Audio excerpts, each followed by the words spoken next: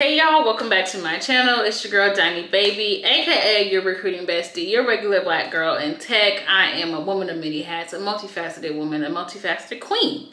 But if you're not already, please go ahead and make sure you hit that notification bell so you don't miss any of my videos. Today, it is another video about me being a tech recruiter, and a lot of people are like, girl, what does a tech recruiter even do? And that's what I'm here to talk about. But before we do, like I said, go ahead and make sure you follow me on all my platforms, Diney Baby everywhere, IG, TikTok, YouTube, and now Twitter, where Twitter is dedicated to tech recruiting content. So what does a tech recruiter do? Okay, so just to try to paint the picture, there's some things I can't tell you just because I ain't trying to get fired. You know, I can't really go into too many details, but just a general overview.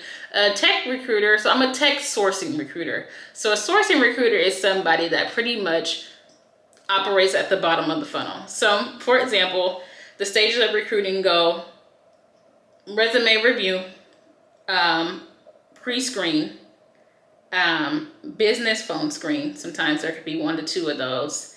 Then on-site interview loop, and then offer.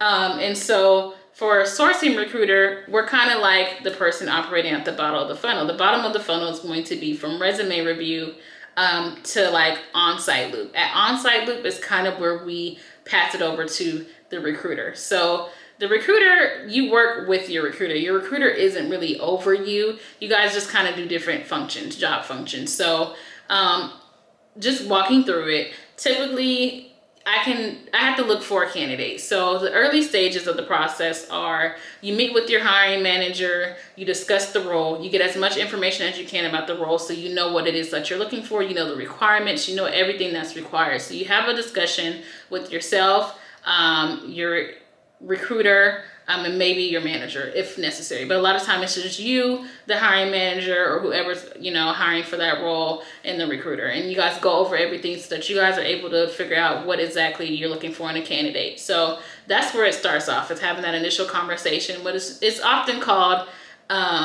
it's different at every company, but sometimes they'll call it like an intake meeting. So you have your intake meeting and you go through all that. And from there, you get into, you know, looking for that person that you're looking for.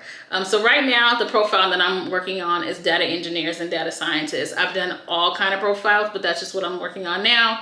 And so I take what I know, found out from my hiring manager. Normally I use like some type of way to track everything. I like to use OneNote a lot. So, you know, I'll store all the information in OneNote. But at this point, I've been doing it for a long time, so I don't have to store too many details, just kind of like important things like the years of experience that they're looking for, or any of the like non-negotiables is what I store in my notes. So, you know, non-negotiables could be they're required to have, you know, strong Python coding skills, or they need to be able to do data warehousing. Like it can be a lot of different things. So that's normally what I keep in my notes, and then I go looking for that person. And so as a tech recruiter or a tech sourcing recruiter, whatever it is that you do, you have control over your day. You do a lot of independent work. You're not really, nobody's holding your hand. So I have to get creative in finding my candidates, because a lot of people are looking for that same exact person. So a lot of people that you're going to come across as you're searching,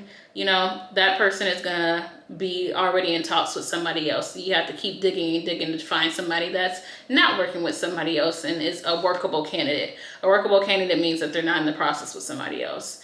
And so the ways that you can find a candidate, you can review applications.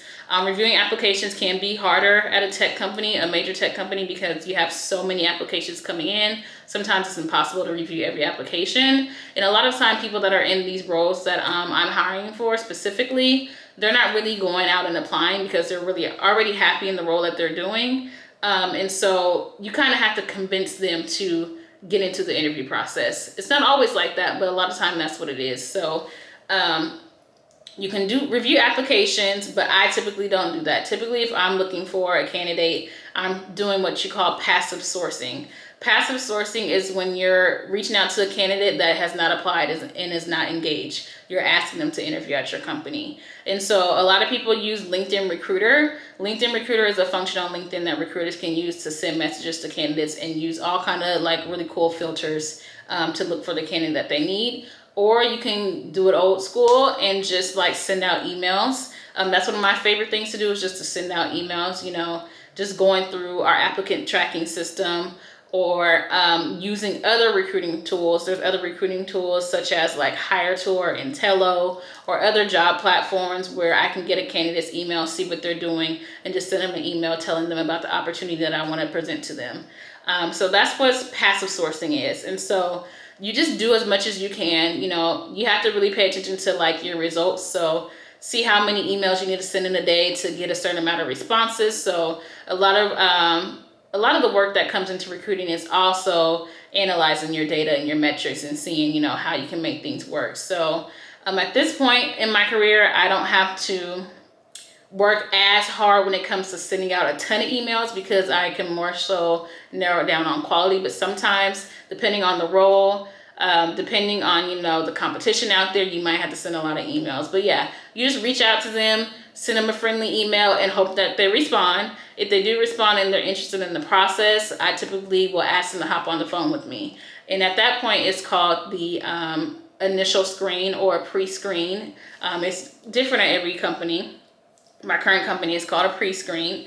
And that's where I ask a set of questions that let me know if the candidate is qualified to move forward to a business phone screen. So a lot of the times it's like you're asking questions about kind of where they're at in their life. It's like a get to know me conversation. I'm asking them what they are currently doing, asking them if they, are doing some of the things that are non-negotiables based on my intake meeting with my hiring manager. Also from there, I am ask them what they want, because, it's very important that they're getting their needs met as well. So a lot of time I'm asking them like, hey, what is it going to take for you to make that move? What are you looking for? What do you want in life? What are some things that are really important to you? So it's really a get to know me conversation, but there are some things that I have to ask in order to move them to the next step. And you do that, it's using your best judgment. So you determine if you feel like that person is quality. If you ever feel like, you're unsure and if somebody should move to the next step, which is the business phone screen, you can ask your manager, you can ask your colleagues, whatever, but it's not really a step in between there. Sometimes it can be at other companies. Sometimes you'll have to send it over to the hiring manager for them to sign off on it. Where I'm currently at, you don't have to do that. You use your best judgment. At my previous company, I was able to sell them on not doing that step because I'm really good at what I do. So at this company, I don't have to go through that. So I just make the decision from there. And again, if I'm ever unsure on the fence, I get somebody else's opinion. And so then you move to the business phone screen. For the role I'm hiring for now, the business phone screen is technical and behavioral, mainly technical, but it varies per role. But that is the next step at the bottom of the funnel. So far our funnel is looking for the candidate, reviewing their resume, reaching out to them, asking them to hop on the phone with you to do a pre-screen. After the pre-screen, you move them to business phone screen if you're inclined, based on your conversation during the pre-screen. So from there, their pre-screen, their business phone screen is with a member of the hiring team, which is probably somebody that's actively doing the role that you're currently hiring for, and they determine if that candidate is going to move to the next step, which is the on-site interview loop. So if they are inclined to move to the on-site interview loop, which is going in person to interview, right now it's virtual, so it's just a Zoom interview loop. That process is typically they meet with 4 to 5 interviewers, and they do a full loop to determine if they're going to make a hire or not. So at that point, as a sourcing recruiter, once I determine that they're moving over to on-site interview loop, I do what I call a handoff to the recruiter that I partner with. And I give them all the information they need as far as, if the candidate is open to relocation, anything I feel like is a red flag or anything that they need to look into, all the details that they need to be able to jump in and take over from me and make it a smooth transition and have a good candidate experience. So then once I hand it off to the recruiter, she then gets to know the candidate. She preps the candidate for the on-site loop, lets them know what to expect. And if the on-site interview is inclined, then she's going to be the person, he or she's going to be the person he or they is going to be the person that's going to extend the offer. So that's more so bottom of the funnel activity. So what you can say is, for me as a sourcing recruiter, I mainly focus on finding that quality candidate, getting them on the phone, finding out more about them, building that relationship there, passing them over to the business phone screen, prepping them for the business phone screen. I forgot to mention that. That includes prepping them, sending them preparation material, talking them through it, And then from the business phone screen, that's kind of where I ended off. I will let them know the decision. You know, if it's a yes, then they're moving to on-site loop. I'll tell them. If we're not moving forward, I have to tell them as well. It can be kind of hard to do. Not really hard, but you know, never want to let anybody down. But it is what it is. You get over it after so long. So yeah, bottom of the funnel. Again, resume review. Reaching out to the candidate. If you get a response, you set up a pre-screen. If you are inclined from pre-screen, you move to business phone screen. And then if you're inclined from there, you pass it off to the recruiter. So that's what a technical sourcing recruiter does. Pretty much it's just like hunting, looking for candidates. Like I'm really focused on finding the person. That's what I do, is I find these good hires. So, you know, like I said, one isn't really above the other. You guys work together. It's just different ends of the funnel.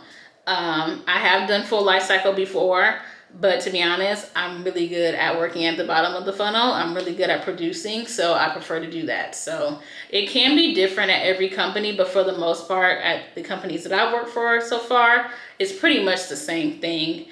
Just sometimes there might be small little steps that you do or do not do within the process. So yeah, that's pretty much what I do.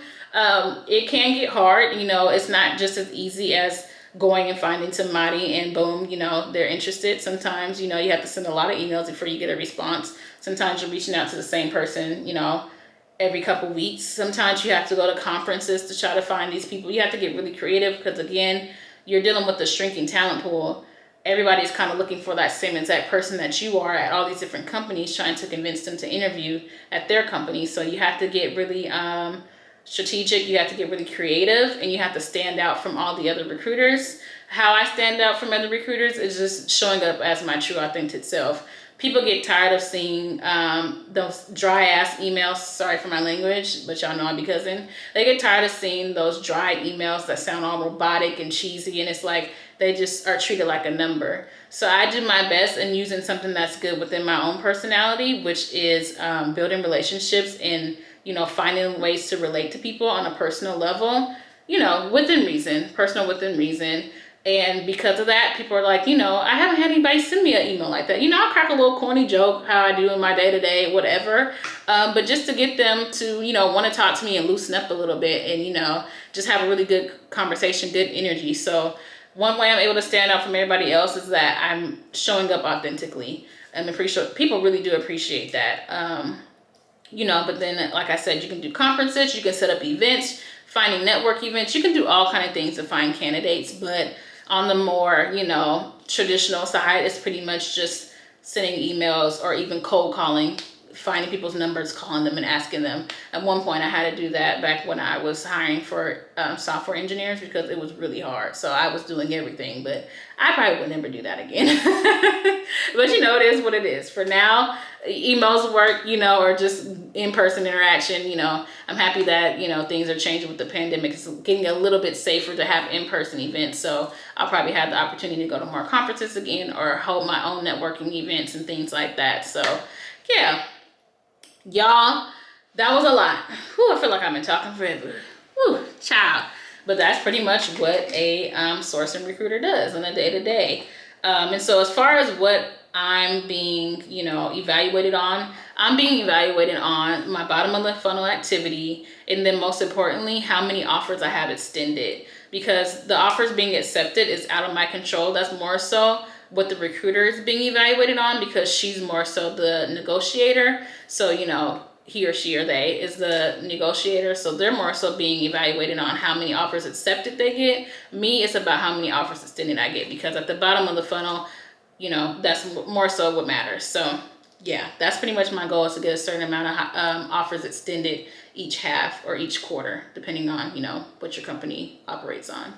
So yeah, that's it. I just do my best to find great candidates. I hope that they do well. I try to prep them the most that I can. I partner with my recruiter. She tries to prep them the best that she can, he, she, or they. And from there, you know, we're hoping that the interview loop is inclined and I get an offer extend. And then she's hoping that he, she, or they is hoping that they can get an offer accept. So that's pretty much all that I do as a sourcing recruiter.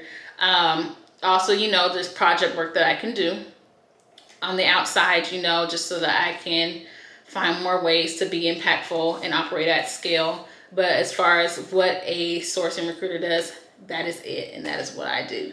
So I hope you guys found this video beneficial. I didn't really come like with any like really strategic plan at all, y'all, just because I kind of just wanted to just talk about what I do, not make it super formal. So hopefully that's helpful. If you guys still have questions or anything's unclear, let me know in the comments. But as always, follow me on LinkedIn, sign up for my Facebook resource group. I'm going to put that into the description box. Make sure you guys go ahead and hit that notification bell. Follow me on TikTok and Instagram and Twitter as well. Dummy baby, I make it easy for y'all. So again, I hope you guys enjoyed this video, and I'll be back soon with another one. Bye y'all. Have a good one.